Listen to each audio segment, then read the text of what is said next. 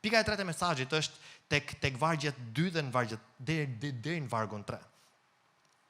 Besimi nuk mohon betejën, por e vendos betejën nën autoritetin e Zotit.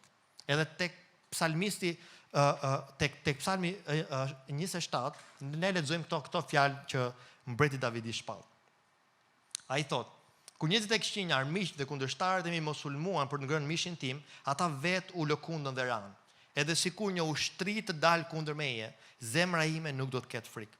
Edhe sikur një luftë të poccas kundër meje, atëherë do të kisha besim. Ai në fakt shumë presione të jashtme në jetën e tij, por nga ana tjetër, ai nuk e mohon që nuk ka betejë, ai nuk e mohon që nuk ka kundërshtar, ai nuk e mohon që mund të ketë ndoshta dhe lufta, betejë shpirtërore ose emocionale, edhe nga ato që ne përballemi sot, ndonjëherë që kemi të vështirë t'ia komunikojmë dhe miqve të zemrës, ai nuk i mohon këto gjëra. Besimi nuk e mohon realitetin, por shikon se çfarë bën ai. Ai thotë: unë do të kem frikë, atëherë do të kisha besim. Besim ku? Të mbështetem në atë që unë besoj. Dhe në fakt Davidi ishte një nga personat që kishte njohje të thellë të Perëndis. Kjo është arsyeja pse Zoti e quan mik ose njeri sipas zemrës time. Davidi ishte real, kjo është arsyeja pse shumica psalmeve na pëlqejnë. Kur lexojmë, mund të hapësh Biblën në çdo psalm, do ta shohësh që të pëlqen diçka aty. Pse? Ata nuk bëjnë sikur nuk ka probleme. Ata e thon problemin, madje thonë edhe se si Zoti e ka çliruar, madje se çfarë atributit Zotit kanë njohur në problemin që janë përballur. Ndoshta derisa të përballemi me sfidën financiare, mund të mos e njohim Zotin thellë personalisht si Perëndia që siguron. Derisa të përballemi me një sfidë, me një diagnozë ose një antar i familjes me një smundje, mund të mos e njohim thellë Zotin si Perëndia që shëron.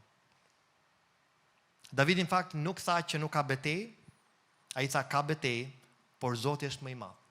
Ai në fakt tha edhe jeta jonë mund të themi ka sfida, po ai thotë Zoti është kështjella ime te ky psalmi dhe më pëlqen shumë. Ai thotë që her pas here ka pasiguri, por Zoti është shpëtimi im.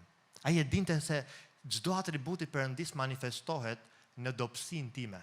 Mbani mend se çfarë tha Pali, ai tha në dobësinë time unë jam i fortë. Pse? Dobësia është vendi ideal ku Perëndia mund të manifestojë një atribut të tij që ne ta njohim personalisht. Mund ta kemi lexuar, mund ta kemi mësuar ndoshta diku, mund ta kemi si informacion kokë, por kur ne njohim Perëndin personalisht, ai atribut bëhet tamam si një shkëmb shpëtimi në kohë stuhi apo në kohë frike si kjo që po jetojmë. Pika e 4 e gjejmë tek vargu 4, në fakt që është zemra psalmit 27. Kështu që nëse keni Biblat letër, ndoshta do t'ju inkurajoj që ta nënvizoni, nëse keni në formë elektronike, veni një ngjyrë që do t'ju pëlqejë. Tek vargu 4, aty thuhet fakt Davidi thotë, një gjë i kërkova Zotit dhe atë kërkoj. Pra ja kam kërkuar dhe vazhdoj t'ja kërkoj. Duke sikur kjo që i ka kërku, jo vetëm që i ka pëlqyer, po i pëlqen akoma. Edhe vazhdon që t'ja kërkoj Perëndis. Edhe duke sikur Perëndia nuk mërzitet kur ne i kërkojmë vazhdimisht njëta gjëra që i pëlqejmë, që i duam t'i kemi në jetën tonë. Davidi thotë, ai që kam kërkuar dhe kërkoj është të banoj në shtëpinë e Zotit tërë ditët e jetës time, duke soditur bukurinë e tij dhe duke admiruar tempullin e tij. Çfarë psalmi mrekullueshëm, çfarë vargu, çfarë deklarate. Dikush fakt më pyeti, dhe isha duke studiuar këtë psalm, më pyetin kohën e dur.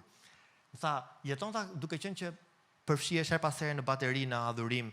Çfarë është adhurimi për ty? Edhe po më kujtonin seminaret e adhurimit, tash çati them në një gjë të bukur, po s'po më vinte as një gjë që kisha mësuar, pastaj tash Zot, un po studioj një psalm. Çfarë thot fjala jote aty? Dhe më kujtua zemra e psalmit 27, vargu 4. Thash Zot, nëse do ta përmbledhja si është adhurimi për ty, ose se si dua të jetë gjithë ditët e jetës time, është adhurimi për ty nga ana ime, besoj si thotë dhe Davidi, është të mahnitesh me atë që ti je.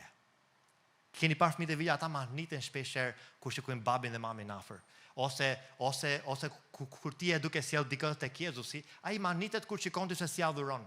Ndoshta ka ardhur në kish vetëm për shkakun tënd, edhe çfarë bën ti ngren duart lart, ndoshta mund të mos e njohë fare Zotin, thjesht ai kënaqet duke t'imituar. Pse?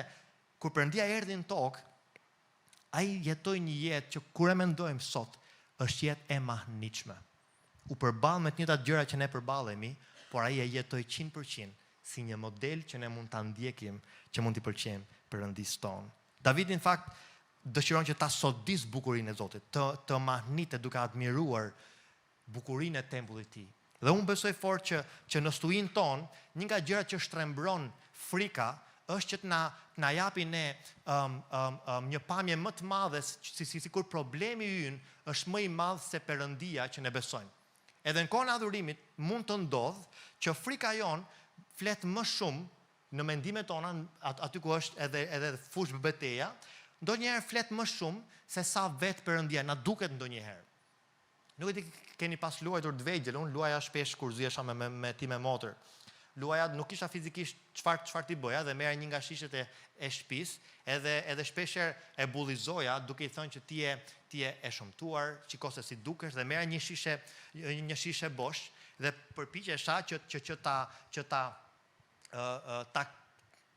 ta kënaqja të menduarit tim që ajo është e shëmtuar. Fizikisht nuk më dukte e shëmtuar, po ku e shikoja me një objekt përpara, mu dukte qafa e hollë, tamam si ajo pjesa e shishes, edhe kështu domethënë e gjerë, motra ime ka qenë e dobët gjatë gjithë kohës, edhe thoja domethënë shiko se si dukesh ti. Thjesht kjo më bënte mua ndjej mirë. Po ndonjëherë frika mund ta shikoj, pra ne mund ta shikojmë realitetin ton me këto lente të frikës. Ndoshta Zoti na ka thirrë të kemi ndikim familjen tonë. Ndoshta Zoti na ka thirrë të vetmit në familjen tonë që mund të kemi një biznes të vogël, ne më pas të marri drejtime të ndryshme. Ndoshta na ka thirrë që të jemi persona që mund të kemi ndikim në punë, në familje, kudo që ta bani këmbës tonë do të shkel. Çfarë bën frika? Ato që Zoti ka premtuar e shtrembron. Na sjell gjithmonë ato që nuk mundemi që ta bëjmë. Edhe frika, në fakt, i ligu e përdor frikën shpeshherë për ta shfuqizuar potencialin që Perëndia ka vendosur brenda nesh. Davidi, në fakt, nga njëra që kishte me Perëndin, kishte dëshira të zjarrta brenda. Ai nuk thot një gjë kërkoj, largoj armiqtë mi Zot. Ai nuk thot një gjë kërkoj, mi hiq sfidat e jetës. Ai nuk thot një gjë kërkoj, bëj rrethanat që janë kundër meje të jenë në favorin tim. Ai thot një gjë kërkoj, dua që të sodis lavdin tënde. Dua që të njoh edhe të thellohem në atë njohjen që un kam për ty. Edhe këtë e bënte mirë, në fakt, kjo është arsye pse ka shkruajt shumë psalme. Ai thot diçka tjetër, në fakt, ai thot që kërkoj tek pjesa 2 thot të banoj në shtëpinë e Perëndis të gjithë dhe jetës time, të sodis dhe të admiroj. Duke sikur ai po thot, dua të kërkoj fytyrën tënde më shumë se dorën tënde. Nuk është gabim të kërkosh dorën e Perëndis, ne kemi nevojë për ndryrën e Perëndis në çdo sferë të jetës tonë, po duke sikur ai po thot, dua fytyrën tënde, atë që ti je, më shumë se sa atë që ti bën. Dhe unë besoj fort që kjo është diçka që ne mund të kërkojmë në jetën tonë, për shkak se të kesh zgjidhje të problemave kur kërkon thjesht dorën e Perëndis, mund të rezultosh në fund që sërish mund të ndjehesh bosh. Nuk e di ke kërkuar ndonjë zgjidhje dhe pasi është zgjidh, sërish mund të kesh ndje, ora më mungon diçka, duket sikur po më përmbush kjo.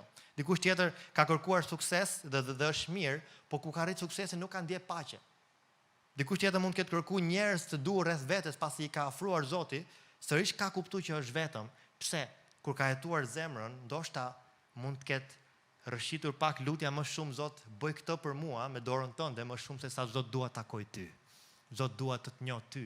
Patjetër ti bën gjëra që ne i kërkojmë sipas fjalës dhe emrit tënd, por dua të njoh ty edhe më pas bekohem me gjërat që ti bën.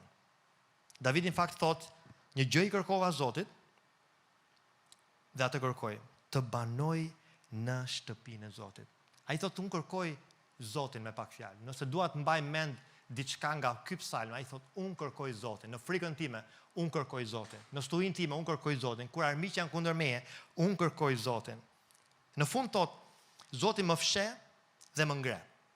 Kur thot Zoti më fsheh dhe më ngre, ndoshta e ka fjalën duke thënë, kur kam nevojë për stre, Zoti më fsheh, punon me mua në fshehtësi, me qëllim që